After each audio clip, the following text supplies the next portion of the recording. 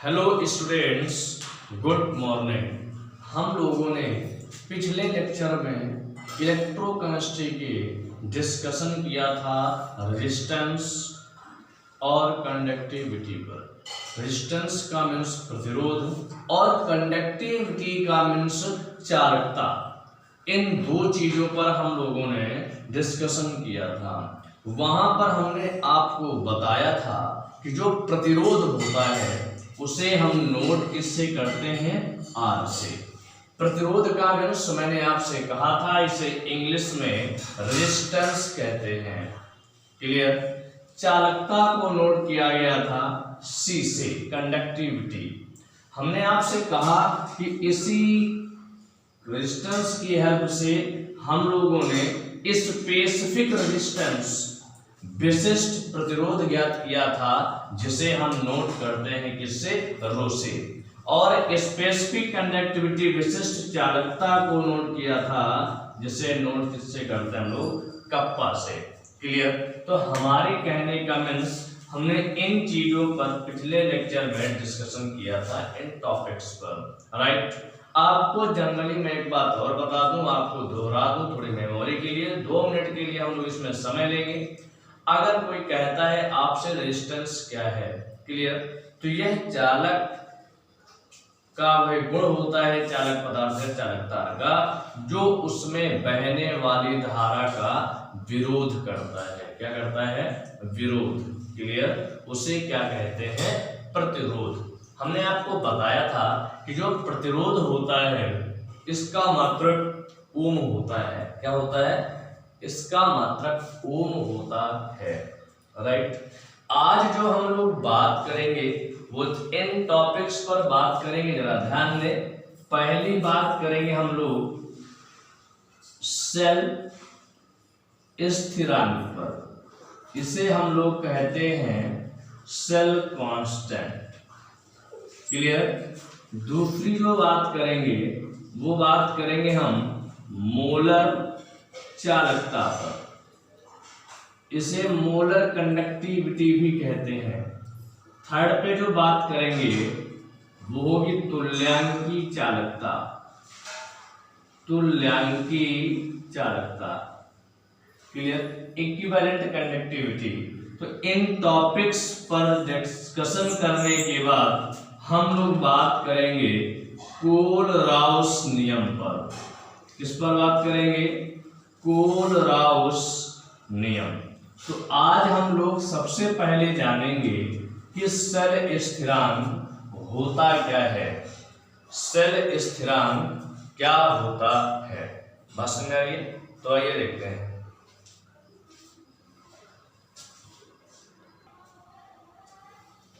तो मैंने आपसे कहा कि हम लोग सेल स्थिरांक पे बात करेंगे। देखिए, सेल स्थिरांक की डेफिनेशन क्या कह रही है कि किसी सेल का जो सेल स्थिरांक होता है, सेल कांस्टेंट जो होता है, वो सेल के दो समांतर का मीन्स होता है पैरेलल। मतलब कितने इलेक्ट्रोड होंगे? 2 होंगे, जो एक दूसरे के पैरेलल होंगे।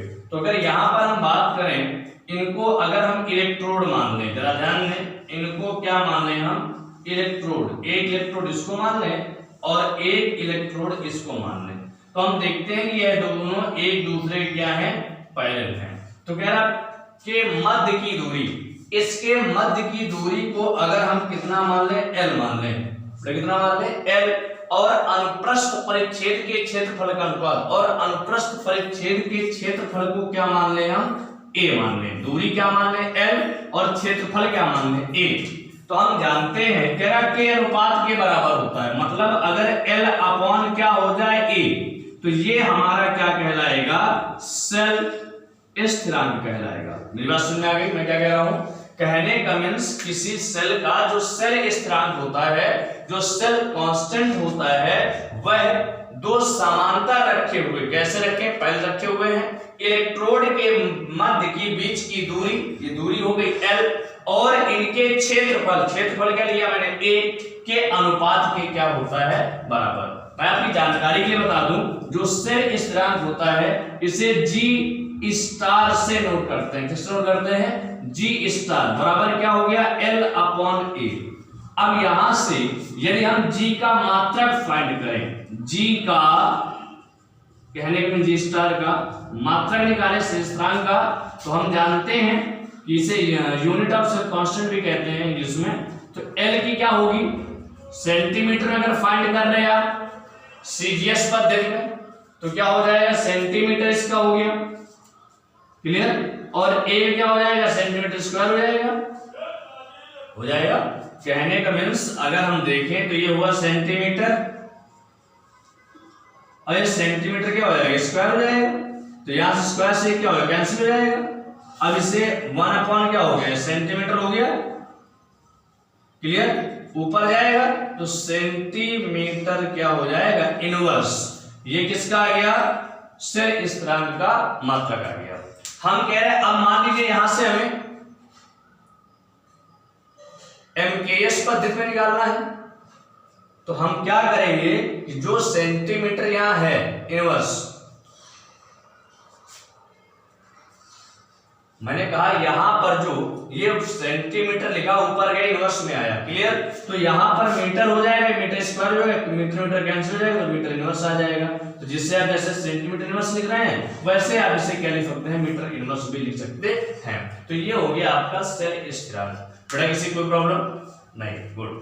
तो मैंने आपसे कहा एक जनरल सी बात समझिए कि अगर आपसे कहा जाता है सेल स्थिरांक क्या है, सेल कांस्टेंट क्या है, तो सेल स्थिरांक का मतलब हो जाता है कि किसी सेल का जो सेल स्थिरांक होता है तो समांतर में रखे दो इलेक्ट्रोडों के मध्य की बीच की दूरी और उसके अनुप्रस्थ परिच्छेद के क्षेत्रफल के क्या होता है, अनुपात के बराबर होता है। अब हम लोग अगले टॉपिक पर बात करेंगे जिसका नाम है मोलर कंडक्टिविटी। हमने आपसे कहा कि हम अगले टॉपिक पर बात करेंगे जिसका नाम है मोलर कंडक्टिविटी। आइए देखते हैं। हाँ, तो हमने आपसे कहा कि हम लोग बात करेंगे किस पर, नेक्स्ट जो टॉपिक होगा मोलर चालकत्व का, जिसे हम कहते हैं मोलर कंडक्टिविटी।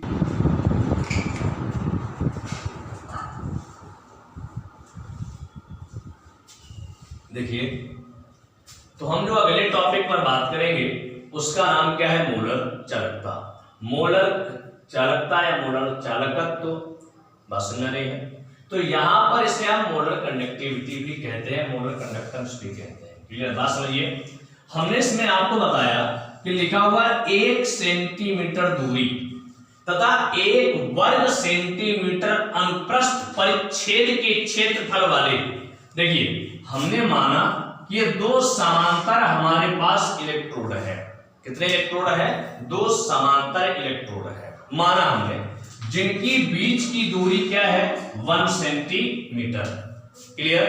और इनका जो परिच्छेदीय क्षेत्रफल है, क्षेत्रफल वो हमने कितना माना, 1 वर्ग सेंटीमीटर। ध्यान दें, जो इनका परिच्छेद क्षेत्रफल माना वो कितना माना, 1 वर्ग सेंटीमीटर। तो कह रहा है इनके बीच ये जो विलयन भरा हुआ है, ये विलयन भरा हुआ है, क्लियर। ये मान लीजिए विलयन भरा हुआ है। तो कह रहा है इस विलयन में यदि हम वैद्युत अपघट्य पदार्थ की मात्रा कितने ग्राम बोल दें, 1 ग्राम मोल बोल दें। कितनी बोल दें, 1 ग्राम मोल बोल दें, क्लियर। तो इसकी जो चालकता होगी विलयन की, वही चालकता इसकी कहलाएगी, विद्युत अपघट्य की चालकता कहलाएगी, क्लियर।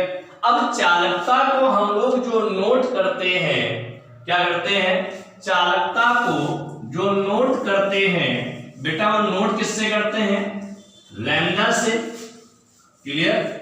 कंडक्टिविटी को नोट किससे करते हैं, देखिए आपने पढ़ा, मैंने आपसे कहा कि अगर यहां पर हम थोड़ी देर बात करें तो मोलर चालकता को नोट करने के लिए लैम्डा, मॉडर्न लैम्डा, और यहां पर m लगा दिया। इससे पता चला हम बात कर रहे हैं किसकी, मोलर चालकता की, क्लियर। तो इसका फार्मूला हुआ कप्पा इंटू वी। अब बात ये आई, ये कप्पा क्या है और ये वी क्या है। तो कप्पा को हम कहते हैं विशिष्ट चालकता, स्पेसिफिक कंडक्टिविटी, क्या कहते हैं, स्पेसिफिक कंडक्टिविटी। अब प्रॉब्लम है ये V क्या है, तो V जो है जहां पर 1 ग्राम वैद्युत, जिस विलयन में आपने क्या बोला 1 ग्राम मोल वैद्युत अपघट्य पदार्थ, उसी का क्या है ये आयतन है V। बात समझ आ रही है, 1 ग्राम मोल वैद्युत अपघट्य पदार्थ घोलने वाले या रखने वाले विलयन का आयतन, उस विलयन का क्या है ये आयतन है। क्लियर। अब यदि हमारे पास विलयन की सांद्रता कितनी हो C, तो हम जानते हैं कि V की जगह पर क्या पुटअप कर सकते हैं 1000/C, जहां पर C क्या है विलयन की सांद्रता। बात समझ आ रही है, तो मॉडर्न लैम्डा इक्वल टू क्या हो जाएगा कप्पा, ये C क्या है विलयन की सांद्रता। अब यहां से यदि हमें वैद्युत अपघट्य पदार्थ की मोलरता ज्ञात हो जाए, क्या ज्ञात हो जाए, वैद्युत अपघट्य पदार्थ की मोलरता, तो सूत्र क्या हो जाएगा कप्पा × 1000/m।